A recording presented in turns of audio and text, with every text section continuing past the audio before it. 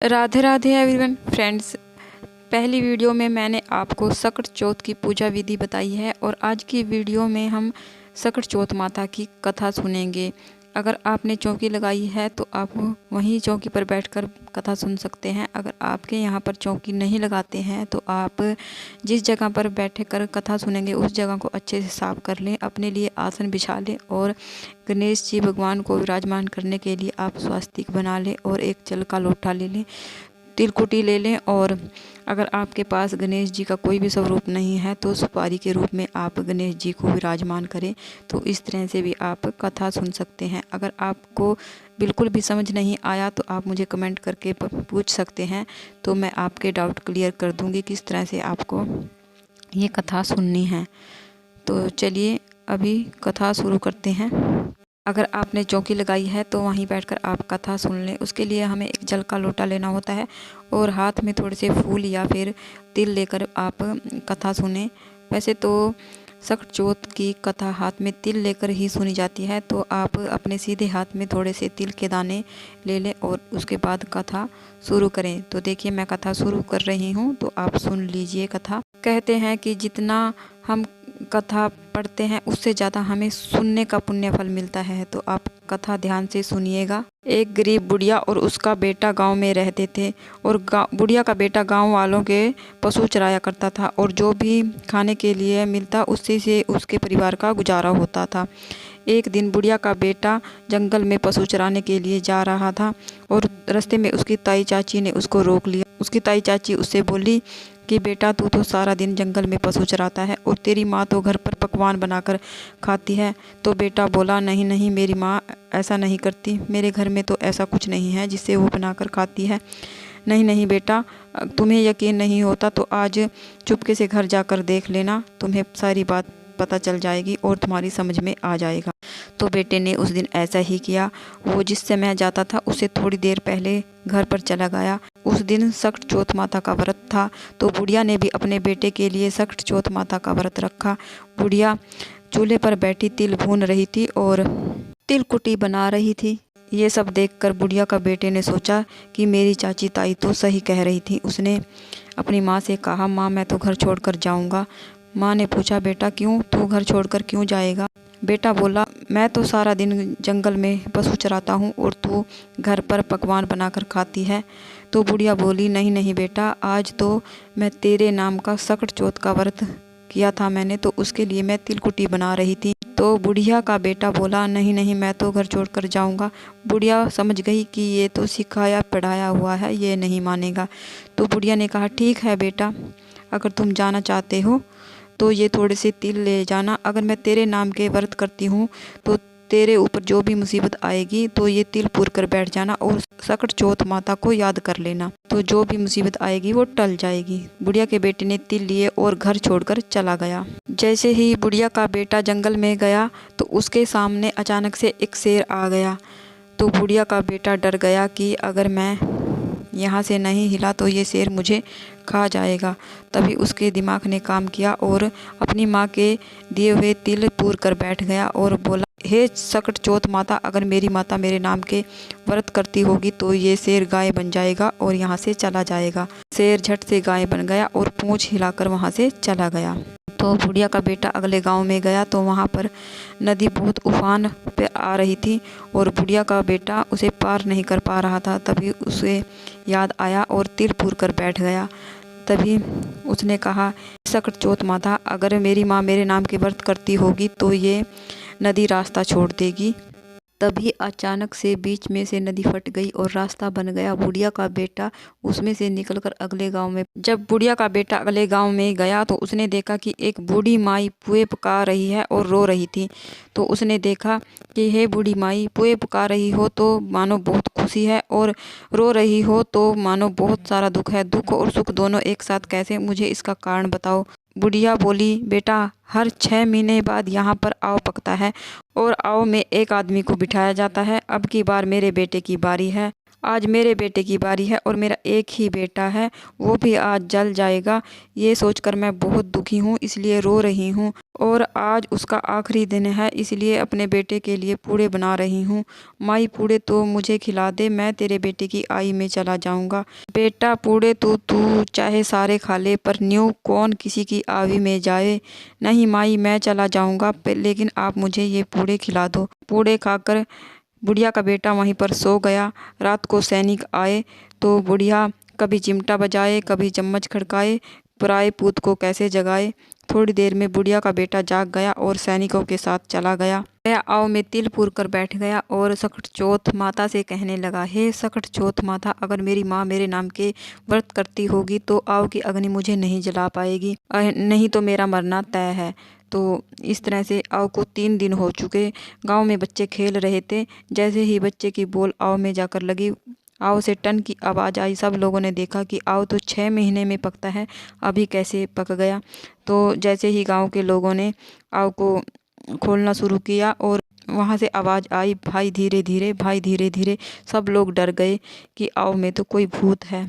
राजा के सिपाही और सैनिक खड़े हो चुके चारों ओर और बोले कि तू कौन है, भूत है या पिशाच है। बुढ़िया का बेटा बोला, ना मैं कोई भूत हूँ, ना मैं पिशाच हूँ, मैं तो बुढ़िया का बेटा हूँ और आव में तिल पूर कर बैठ गया था। मेरी माँ मेरे नाम के सकट चौथ के व्रत रखा करती थी। मैं चाची ताइयों के सिखावे पढ़ाए में आ गया और घर छोड़कर चला आया। मेरी माँ मेरे नाम के सकट चौथ के व्रत रखा करती थी और मैं इस आव में तिल पूर कर बैठ गया, तभी बच गया।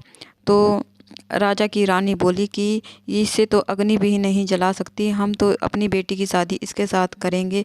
राजा को रानी का सुझाव पसंद आया और राजा ने अपनी बेटी की शादी उसके साथ कर दी। एक दिन राजा की बेटी और वो बुढ़िया का लड़का छत पर घूम रहे थे और अचानक से घने बादल छा गए।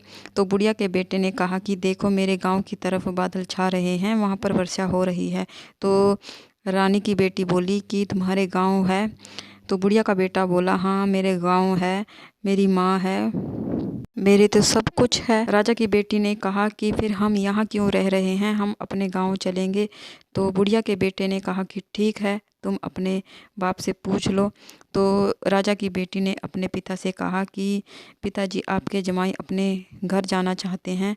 तो राजा ने बहुत ही खुशी से कहा कि ठीक है, घर जमाई खाक जमाई और दूर जमाई लाख जमाई, अगर तुम अपने घर जाना चाहते हो तो खुशी खुशी जाओ। तो राजा ने आधा राज्य उसको देकर राजा बना दिया और अन्न धन देकर दोनों को विदा कर दिया। जैसे ही बुढ़िया का बेटा और बहू वहाँ पर पहुँचे तो एक सैनिक ने कहा, बुढ़िया तेरे बेटे और बहू आए हैं। तो बुढ़िया बोली, तू, सब लोग तो बोली मारते हैं, तू भी बोली मारे, बुढ़िया के साथ मजाक करे। सैनिक ने कहा, नहीं नहीं माई, सच में तेरे बेटे और बहू आई है। तो बुढ़िया ने दूध की धार मारी। दूध की धार, हे सकट चौथ माता, अगर दूध की धार सीधी जाएगी तो ये मेरा बेटा होगा। तो दूध की सीधी धार बुढ़िया के बेटे के मुंह पर लगी। बुढ़िया खुशी से झूम उठी। सकट चौथ माता की कृपा से बुढ़िया की आंखें भी वापस आ गई और उसके बेटे और बहू वापस आ गए थे। बुढ़िया बहुत खुश हो गई थी। बुढ़िया के बेटे ने बुढ़िया के पैरों में गिर के कहा, माँ मुझे माफ़ कर दे, मैं चाची ताई का सिखाया पढ़ाया था और आपको छोड़कर चला गया, मुझे माफ़ कर दे। तो बुढ़िया ने अपने बेटे को माफ़ कर दिया और खुशी खुशी दोनों रहने लगे। हे सकट चौथ माता, जैसे बुढ़िया के साथ पहले हुई वैसे किसी के साथ ना करना, और जैसे बुढ़िया के साथ बाद में हुई ऐसे सबके साथ करना। कहते सुनते हुकारा भरते जो भी कोई इस कहानी को सुनेगा उसके सब इच्छाओं को पूरा करना। जय हो सकट चौथ माता की।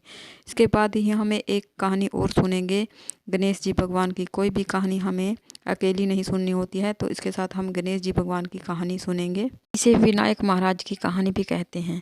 एक बार एक देवरानी और जेठानी थी। देवरानी अमीर थी, जेठानी गरीब थी। जेठानी देवरानी के घर पर काम करने जाती थी और जो भी बचा कुचा मिलता उससे उसके बच्चे खा लिया करते थे। एक दिन सकट चौथ का व्रत था, तो जेठानी ने सकट चौथ का व्रत रखा और देवरानी के घर काम करने के लिए नहीं गई। तो उसके बच्चे भूखे थे, रो रहे थे। उसका आदमी घर पर आया तो उसने देखा कि बच्चे रो रहे हैं। उसने कहा कि तुम काम पर क्यों नहीं गई? तो उसने कहा कि आज मेरा सकट चौथ का व्रत था, इसलिए मैं काम पर नहीं गई। तो उसके आदमी ने उसे बहुत मारा पीटा। तो मार पीट कर कोने में लगा दिया।